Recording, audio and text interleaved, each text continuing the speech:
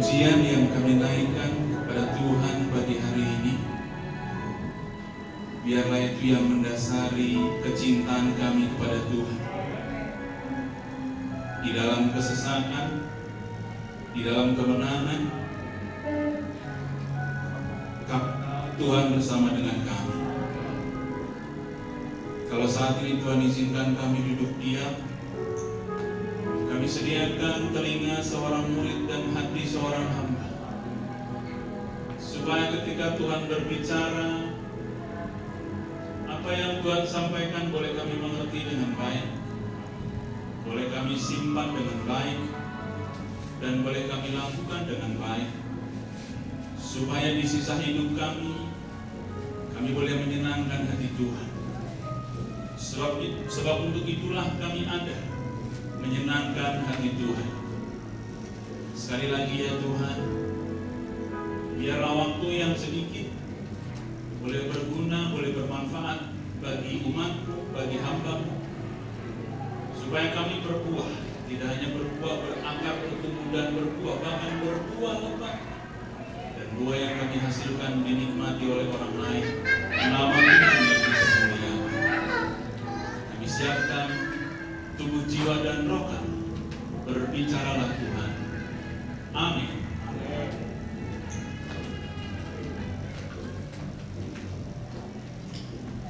Shalom Bapak Ibu Saudara dikasihi Tuhan. Hari ini temanya obedience atau kepatuhan. Kalau saya bawa laptop naik mimbar, itu ada yang keberatan. Siapa yang keberatan? Anak saya. Bapak jangan bawa laptop dong ke mimbar. Dia malu kalau bapaknya bawa laptop kegedean, sementara hamba Tuhan yang lain kan bawa iPad, bawa notebook kecil-kecil gitu ya. Saya nggak bisa bawa yang kecil, mata saya nggak bisa mendukung gitu.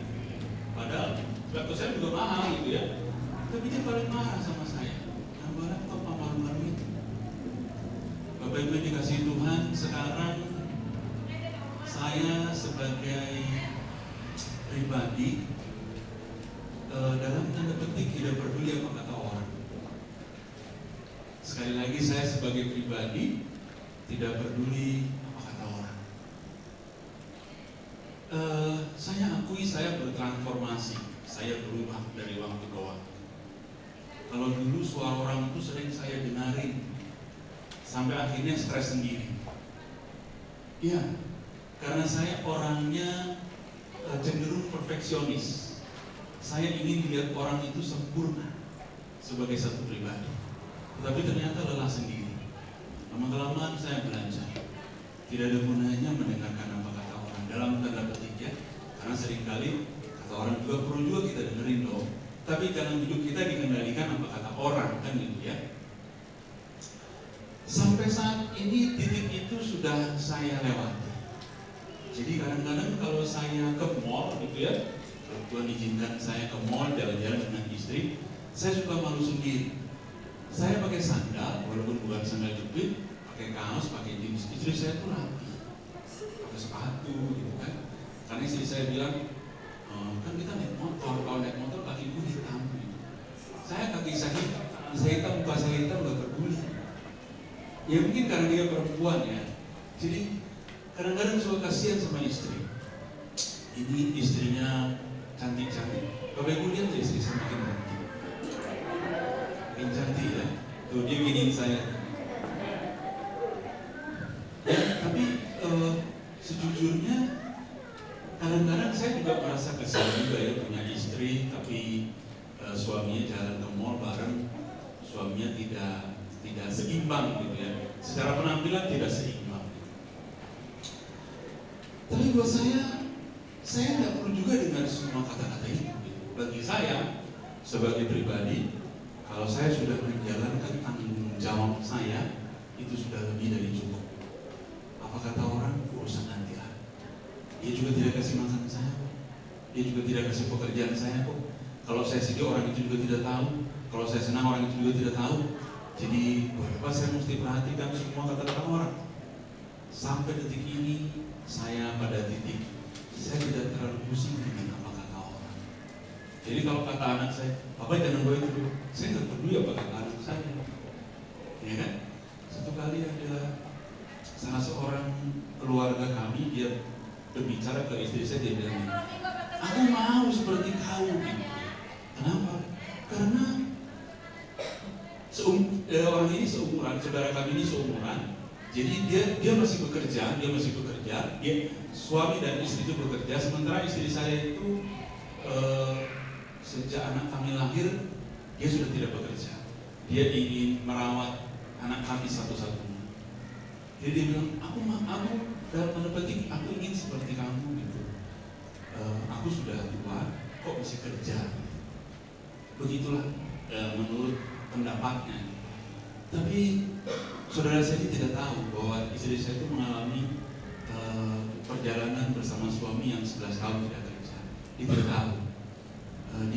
Dia tidak tahu bagaimana kami hanya berharap sedikit saja, asal ada beras sudah cukup.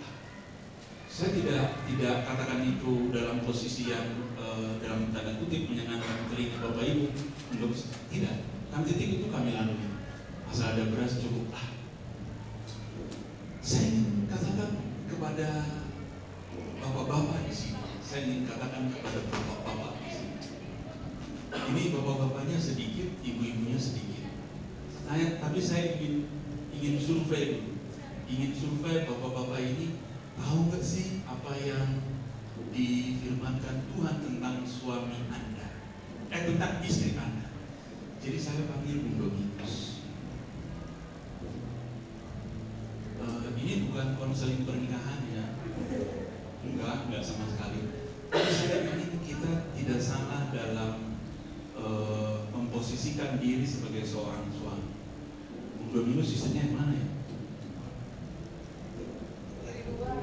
Lagi di luar. Ya. Saya istrinya lagi di luar ya. Bung Dominus saya enggak sama istri. Sangat sayang katanya ya. Bung Dominus pernah nggak marah sama istri? Sering marah juga. Kata Bung Dominus dia sayang sama istri, sangat sayang bahkan, tapi dia juga sering marah juga sama istri.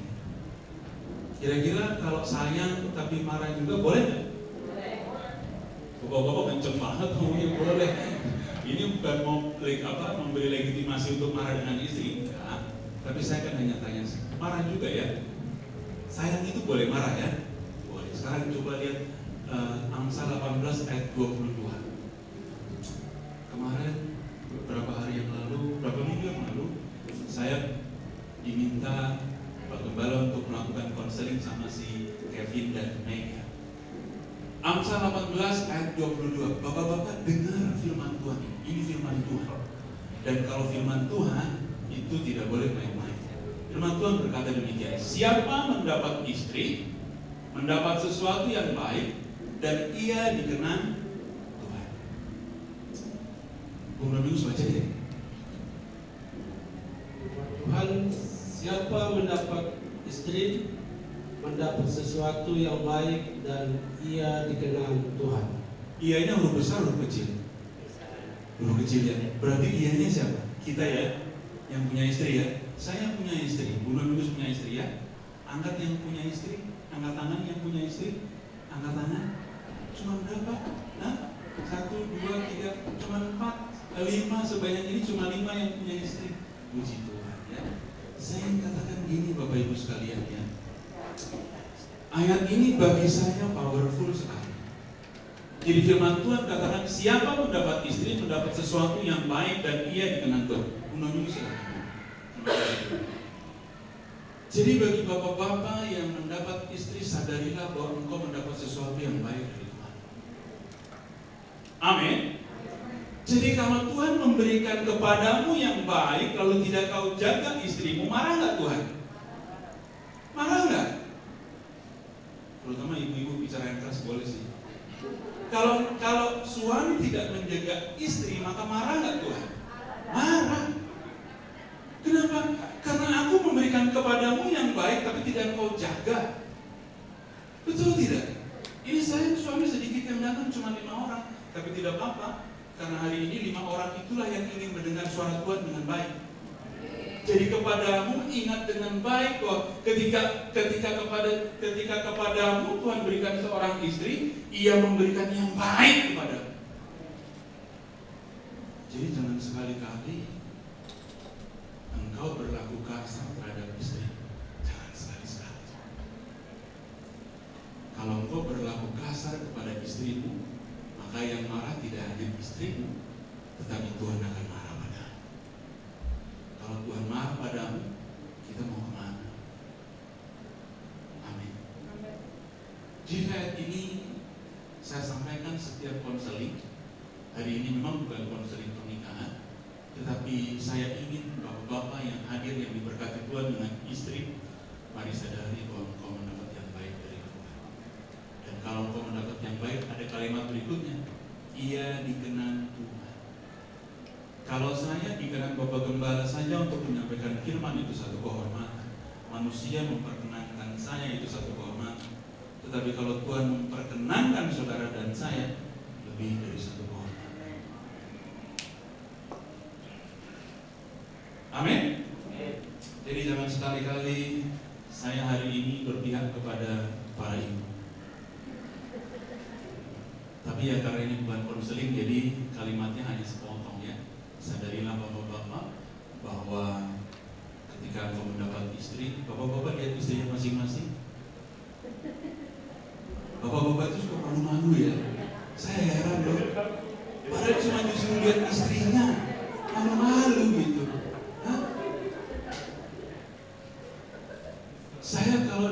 Saya lagi jalan ke kantor gitu, perjalanan saya ke kantor itu 1,5 jam, Bapak Ibu sekalian. Pak Diki lihat ke belakang, yang dilihat bukan istri, yang betuti. Oh betuti gitu ya, salah lihat Pak Diki ya. Makanya Ibu Sari harus di sampingnya gitu ya. Saya kalau ke kantor 1,5 jam Bapak Ibu sekalian, dan tidak jarang kalau dalam perjalanan saya mengingat istri saya.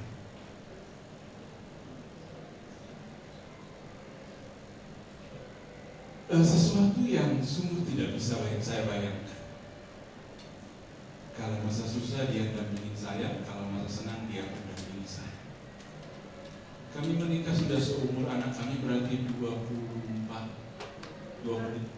tahun. Istri saya takut saya salah, jadi dia jauh-jauh 25. Karena saya sering lupa berapa tahun kami menikah. Karena sudah lama kan, nanti dia bilang 25, terima kasih. 25 tahun kami sudah menikah. Dan tidak jarang kalau malam saya suka pegang mukanya. Inilah pribadi yang mendampingi seumur hidup saya. Kekasih jiwaku, kekasih hatiku. Saya menceritakan, menyaksikan ini agar suami-suami yang hadir, tidak yang hadir, yang bisa nanti melihat secara online, boleh melakukan yang terbaik buat istri saudara masing-masing. Jangan istri orangnya, istri saudara masing-masing, karena saudara mendapat yang baik dari Tuhan. Hari ini kita belajar apa kata obedience, kepatuhan, bahasa Inggris. Obedience. Obedience itu bahasa Inggris berasal dari kata obedientia, dari bahasa Latin. Jadi kata obedience diserap dari bahasa Latin obedientia. Obedientia sendiri itu asalnya dari obedire. Obedire ada dua kata, ob itu menuju dan ire itu mendengar.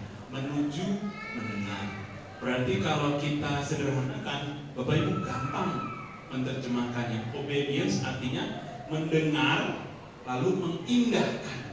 Amin. Jadi sederhana. Kenapa asal usul kata ini perlu? Saya ingin kasih tahu. Kalau kita memahami asal usul kata itu, maka kita pintar memaknai kata itu. Kita pintar mengerti kata itu. Jadi tidak hanya obedience itu apa? Ya pokoknya taat aja deh. Kan sering orang begitu ya, patuh aja deh. Enggak. Berarti obedience tahu dari asal usul kata adalah ob menuju, odie mendengar. Artinya apa? Mendengar lalu mengindahkan. Kalau saya tanya televisi itu Artinya apa? Oh, televisi itu yang buat nonton Pak, kan gitu ya? Kan orang sering gitu kan, menyederhanakan arti televisi itu. Masa Bapak nggak tahu sih yang buat nonton itu loh televisi? Kalau ada di rumah-rumah, ada yang kecil, ada yang besar gitu Pak. Televisi itu tele, jauh, visi, penglihatan, untuk melihat dari jauh. Kalau kita tahu, kita bisa mengajarkan orang. Kalau komputer itu apa sih? Komputer Pak yang untuk ngetik-ngetik kan gitu ya? Padahal artinya apa? Komputer dari to compute, menghitung, lalu menjadi mengelola data. Semua asal-usul kata perlu dipelajari supaya kita bisa memaknai kata itu secara benar. Jadi kalau sekarang kepada Bapak Ibu sekalian ditanya, Bapak Ibu tahu apa kata arti obedience? Tahu Pak, mendengar dan menuju. Mendengar lalu mengindahkan, itu baru obedience, itu baru Pak. Jadi kalau hanya mendengar tapi tidak mengindahkan, kira-kira obey nggak? Tidak. Jadi kepada saudara dan saya, kalau saudara mendengar saya berbicara, firman Tuhan saya sampaikan, lalu keluar dari ruangan ini, saudara tidak melakukan apa yang telah saudara dengar, kira-kira obey nggak? Tidak. Karena persyaratan obedience ada dua, satu mendengar, dua dan mengindahkan. Dengar lalu lakukan. Barang siapa hanya mendengar tidak melakukan, Anda tidak termasuk orang yang taat, Anda tidak termasuk orang yang patuh. Lalu bagaimana caranya supaya kita semua yang hadir ini boleh melakukan itu secara patuh? Pertama, mari kita hanya cerita Daud.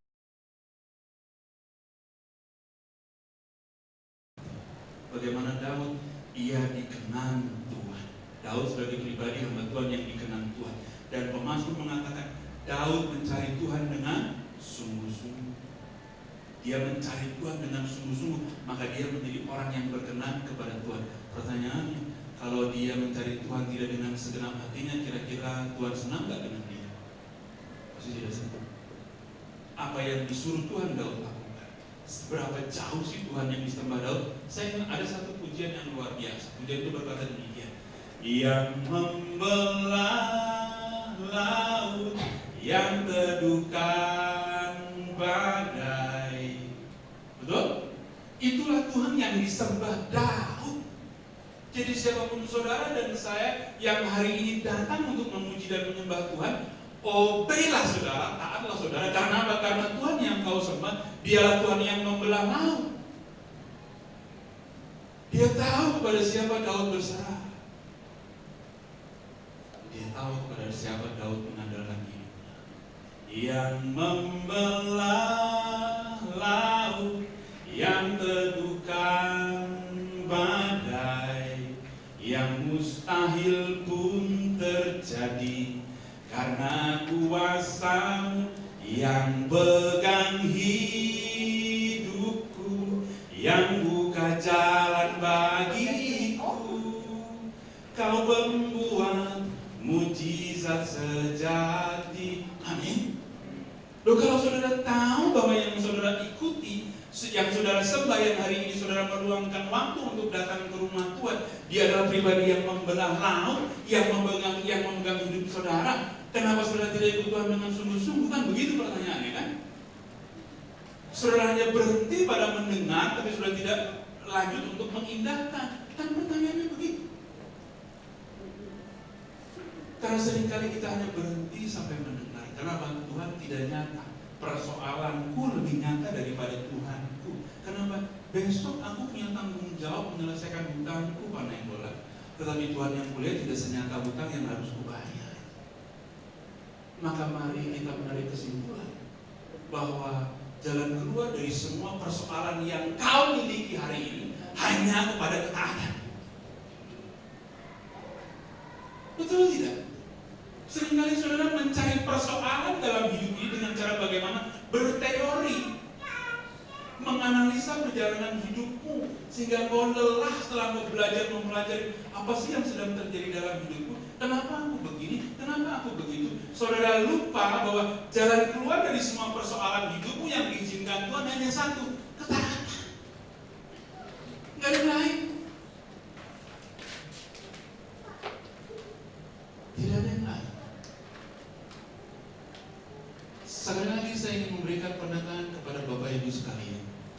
Jangan keluar dari persoalan yang saat ini Tuhan izinkan kau hadapi, hanya ketaatan, tidak ada yang lain. Makanya Daud apapun persoalan yang dihadapi, dia tetap kuat. Dia dikejar-kejar Saul, ada kesempatan yang Tuhan izinkan dia membunuh Saul. Orang yang ingin membunuhnya, dia tidak membunuhnya. Karena apa? Karena dia tahu ini orang yang diurapi Tuhan, dan bukan bagianku untuk mencelakakan orang yang diurapi Tuhan. Betul-betul pujian itu berkuasa buat Daud. Yang membelah laut, yang teduhkan badai. Oh, kalau Bapak Ibu pahami lagu itu dengan baik, persoalan di depanmu tidak akan pernah bisa mengalahkan kebesaran Tuhan. Amin. Dan kalau orang tidak taat kepada Tuhan, dia tidak akan pernah taat kepada manusia. Satu kali saya diminta untuk pergi ke salah satu kabupaten di Jawa Barat. Kabupaten itu punya pasar tradisional kurang lebih 15. Jadi saya ditugaskan untuk memeriksa salah satu pasar. Pasar yang sangat besar dengan 1040 pedagang. Pasar itu besar sekali.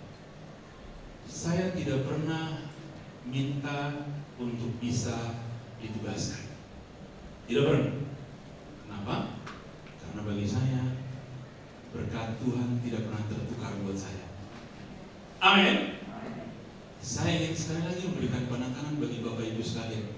Berkat Tuhan yang diberikan kepadamu dan kepadaku tidak akan pernah bisa tertukar oleh berkat orang lain. Tidak pernah. Atas dasar itu, saya tidak pernah minta ditugaskan. Ketika saya ditugaskan, karena saya tidak minta lalu saya ditugaskan, saya percaya Tuhan campur tangan dalam penugasan itu. Amin. Jadi saya tidak pernah menolak kalau saya ditugaskan. Kenapa? Karena saya tahu Tuhan yang menugaskan melalui orang itu. Jadi saya ditugaskan ke salah satu kabupaten di Jawa Barat. Saya tuh kalau di sini saja berani Bapak Ibu. Kalau di luar nggak berani. Kalau di sini berani karena saya kenal semua ya. Tapi seperti yang saya saksikan di awal, saya sudah makin masa bodoh dengan kata orang. Tiba-tiba dari kabupaten itu melakukan seremonial yang tidak pernah saya bayangkan sebelumnya. Apa itu seremonialnya? Saya disiapkan panggung seperti ini. Ini kabupaten Bapak Ibu, yang hadir itu siapa? Kepala dinas, bupati seharusnya mau hadir. Kepala dinas itu dari kepolisian, dari Koramil, dari Damkar, dari hampir semua pejabat di daerah itu datang. Saya nggak pernah ngomong di depan pejabat, karena saya takut kalau saya ngomong terus sering salah. Nanti saya bilang shalom gitu kan, itu kan bukan acara gereja gitu ya. Kalau saya bilang shalom kan berabe kan, itu bukan urusan gereja gitu. Oke. Tapi sekali lagi begitu dibilang, Pak, nanti ada sambutan, ada seremonial sambutan. Gak gitu hanya sebentar. Karena bagi saya kalau memang harus kata sambutan, Tuhan yang suruh, kan gitu ya. Kalau Tuhan yang suruh, Tuhan mampukan saya tenang aja, saya jalani. Sampai kepala dinasnya memberi kata sambutan, saya pikir banyak karena banyak pejabat dong. Saya pikir banyak yang beri kata sambutan. Lalu kepala dinasnya duduk di sebelah saya, MC-nya dibilangin, udah ini tuh Bapak ini aja, ditunjuk saya gitu. Tunjuk saya. Wah, ini cari gara-gara nih. Saya belum siap, jadi disuruh saya. Betul. Karena MC yang suruh kepala dinas kan dia harus hormat ya, kepala dinas itu mewakili bupati ya. Karena disuruh, akhirnya ya saya naik ke atas mimbar. Saya bilang gini, begitu saya dikasih kesempatan, saya bilang Assalamualaikum warahmatullahi wabarakatuh. Bapak Ibu jangan ketawa, saya kan sudah lancar kan mengucapkan itu kan. Ya karena sudah terbiasa gitu kan. Dan buat saya pada awalnya memang berat. Kenapa? Karena saya tidak terbiasa kan. Saya terbiasa dengan shalom gitu. Tapi ya Tuhan tempatkan saya di situ, ya saya ikuti apa maksud Tuhan gitu, apa rencana Tuhan. Saya bilang begini, Saya hadir di pasar ini tidak untuk mencari kesalahan, tapi saya hanya memotret ketidaksesuaian yang terjadi di pasar ini. Kalau kalimat itu saya ucapkan, itu sangat lembut di telinga Bapak Ibu sekalian. Saya tidak mencari kesalahan, tapi saya memotret ketidaksesuaian. Tetapi ketika saya datang di sini, Bapak Ibu datang ke sini, saya naik mimbar diizinkan Tuhan, saya sedang mencari kesalahan Bapak Ibu sekalian. Amin. Dan Bapak Ibu datang supaya Bapak Ibu diberitahu apa kesalahanku selama ini. Jadi kalau Bapak Ibu menolak untuk diketahui kesalahanmu, firman Tuhan itu tidak bekerja atasmu. Kenapa? Karena firman Tuhan berguna untuk mendidik. Firman Tuhan berguna untuk mengajar. Firman Tuhan berguna untuk memperbaiki kesalahan. Jadi barang siapa yang datang ke sini, kalau tidak mau dididik, kalau tidak mau diajar, kalau tidak mau diketahui kesalahannya, alasanmu ke sini salah. Amin. Jadi kalau kau datang ke sini, sadarilah bahwa aku mau dididik Tuhan, aku mau diajar Tuhan, aku mau disingkapkan kesalahanku supaya di sisa hidupku aku bisa menjadi pribadi yang benar di mata Tuhan. Kan begitu ya? Itu salah satu cara. Pada saat Bapak Ibu mau mematuhi apa yang Bapak Ibu dengar, maka milikilah integritas, kesungguhan hati.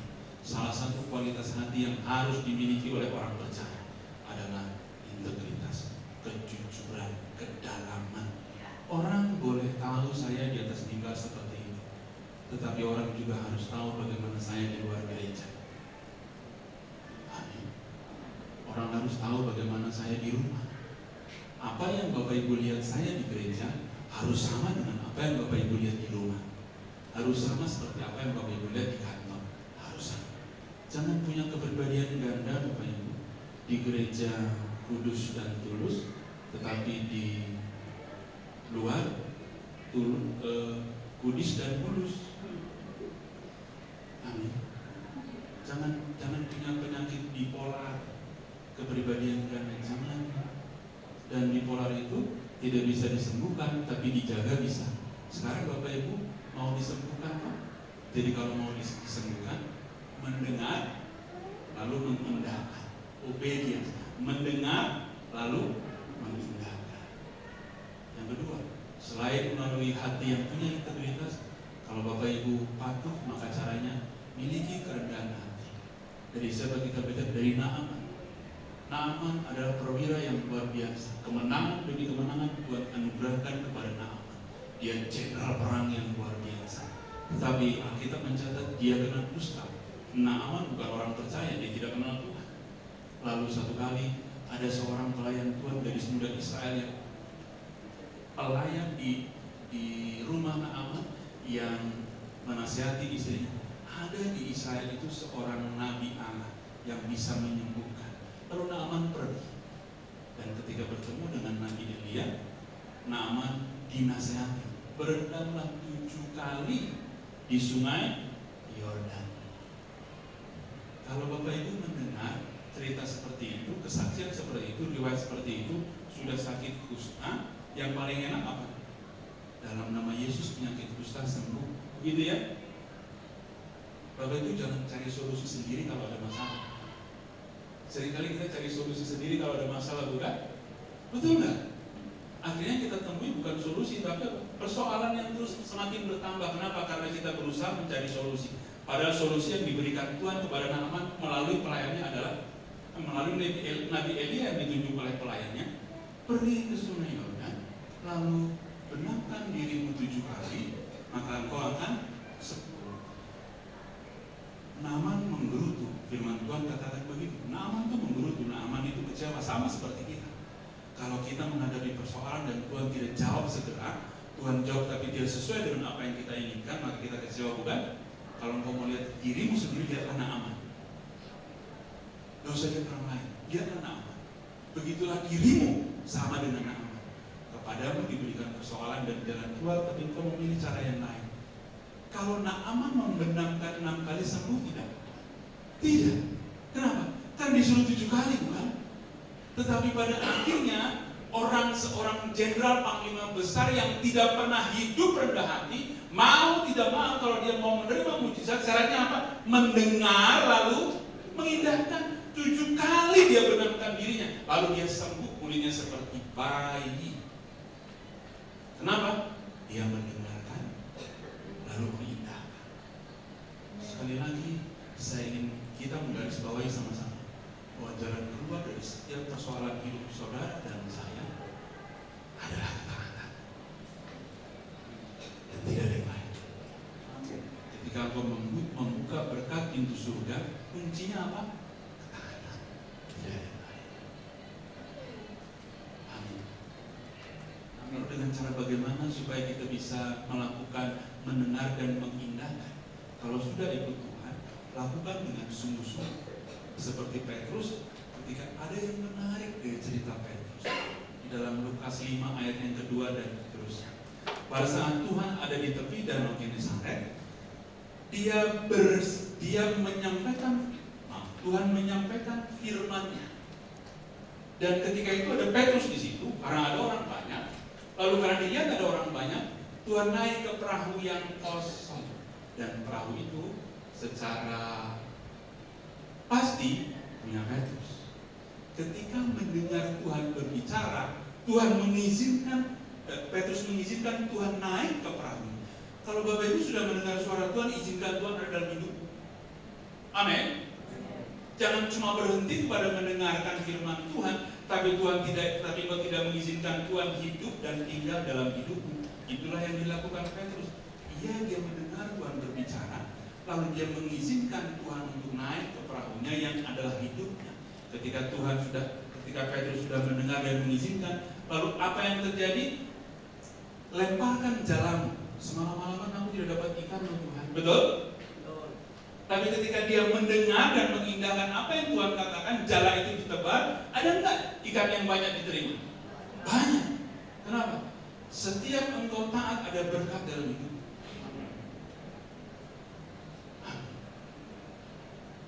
Yang Petrus alami, Bapak Ibu bisa alami. Kalau engkau mendengar dan mengizinkan Tuhan masuk dalam hidup, maka engkau akan menerima berkat dari Tuhan. Obedience Tuhan adalah kunci dari semua persoalan hidup. Obedience atau kepatuhan adalah bukti bahwa engkau mengasihi Tuhan. Di luar itu, Bapak Ibu tidak bisa buktikan. Jadi dalam 3 hal ini, Bapak Ibu dan saya, mari kita belajar miliki integritas seperti Daud, mencari Tuhan dengan segenap hatinya. Jangan setengah-setengah. Tuhan tidak ingin yang setengah-setengah. Kalau obedience itu patuh seutuhnya, tidak ada obedience setengah, nggak ada. Kalau setengah namanya tidak obedience, namanya tidak taat, berarti memberontak. Hidup ikut Tuhan nggak ada yang setengah-setengah. Kalau tidak hitam, ya putih. Dan itu bukan persoalan yang ringan buat orang percaya. Betul, apalagi orang yang bekerja. Bukan persoalan yang ringan untuk hidup hitam atau putih. Bukan persoalan ringan. Tetapi bagi saya kalau saya biasa melatih hidup saya untuk hitam atau putih, maka tidak menjadi soal saya dalam keputusan. Percaya nggak? Kalau engkau melatih dirimu untuk selalu hitam atau putih, maka satu saat kau diperhadapkan pada keputusan hitam atau putih, tidak akan susah. Kenapa? Karena kita terbiasa untuk melatih diri dalam hidup hitam atau putih. Tapi kalau engkau melatih dirimu hitam putih saya abu-abu, keputusan itu akan sulit engkau lakukan. Percaya. Dan saya mengalami konsekuensi yang berat. Saya tidak mau melakukan sesuatu yang tidak sesuai dengan iman saya. Berat hukumannya. Iya, sampai Tuhan izinkan saya lama tidak bekerja. Tetapi ketika saya lama tidak bekerja, adakah Bapak Ibu menjumpai saya meminta-minta? Tidak ada. Amin. Tapi kalau Bapak Ibu sulit, katakan bertahun-tahun tidak kerja, lalu engkau mencari solusimu sendiri, engkau akan semakin susah. Tetapi dalam penantianmu akan pertolongan Tuhan, engkau mendengar dan mengindahkan, maka Tuhan pasti memberkati. Itu pasti. Apa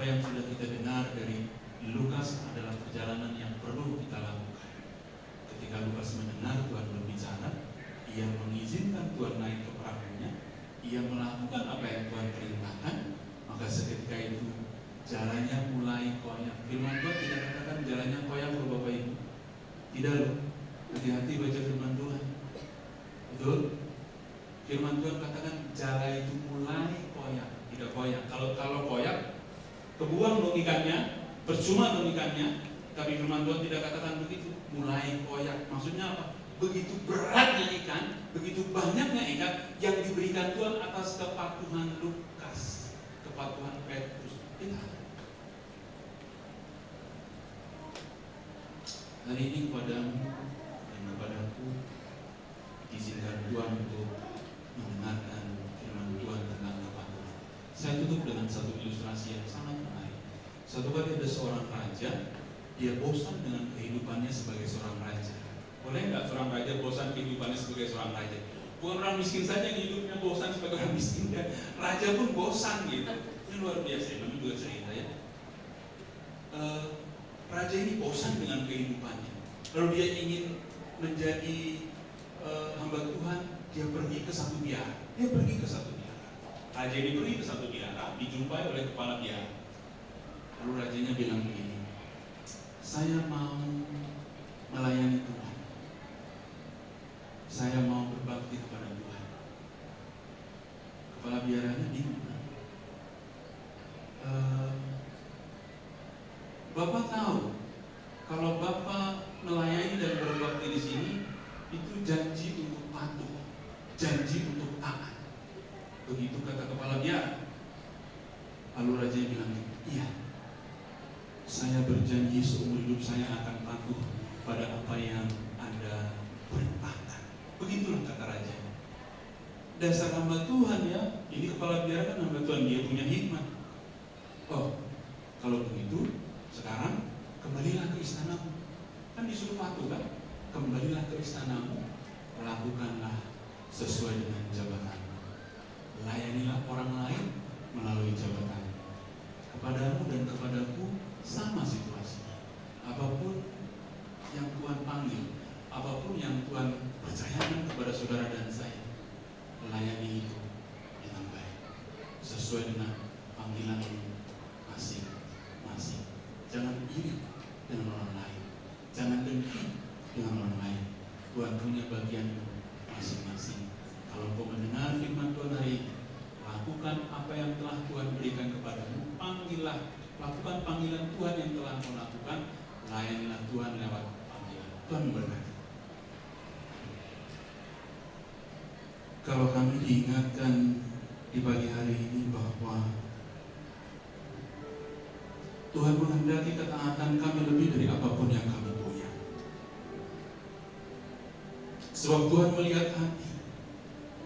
Tuhan tidak melihat rupa yang dilihat orang lain.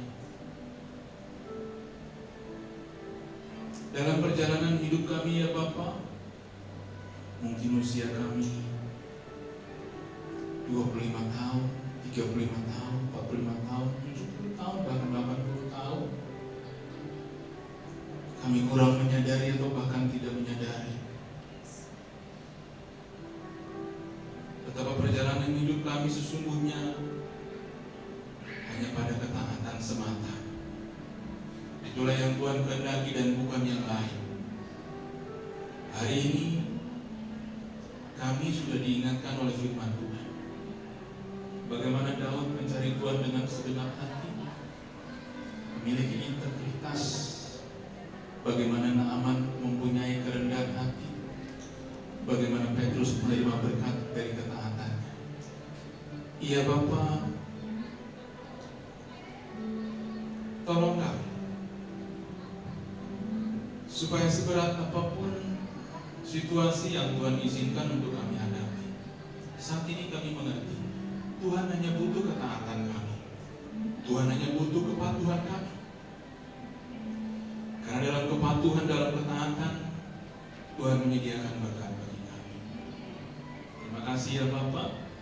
Ampuni segala dosa, pelanggaran, pemberontakan kami kepada Tuhan. Kami mencari jalan sendiri, kami mencari jalan keluar sendiri. Padahal sesungguhnya jalan itu ada pada taatan. Biar firman apa yang kami dengar boleh tersimpan dalam hati kami. Firman itu yang memimpin kami, dan Tuhan berkenan atas kami. Terima kasih Bapa, terpujilah Bapa dari kekal sampai kekal. Amin. Bapak Ibu Saudara dikasih Tuhan Yesus Kristus, angkat kedua tanganmu, terlebih angkat hatimu di hadapan Tuhan. Tuhan memberkati dan melindungi engkau. Tuhan menghadapkan wajahnya kepadamu dan memberi engkau damai sejahtera. Tuhan menyinari wajahnya kepadamu dan memberi engkau kasih karunia. Pulanglah, lakukanlah panggilanmu dengan penuh ketaatan. Maka berkat Tuhan tidak pernah habis dalam hidupmu. Kasih karunia dari Allah Bapa dan cinta kasih dari Tuhan Yesus Kristus, serta pertolongan yang manis dari Roh Kudus menyertai saudara dan saya mulai hari ini, besok kekal hingga Maranatha. Mari semua yang belajar taat kepada Tuhan kita katakan amin.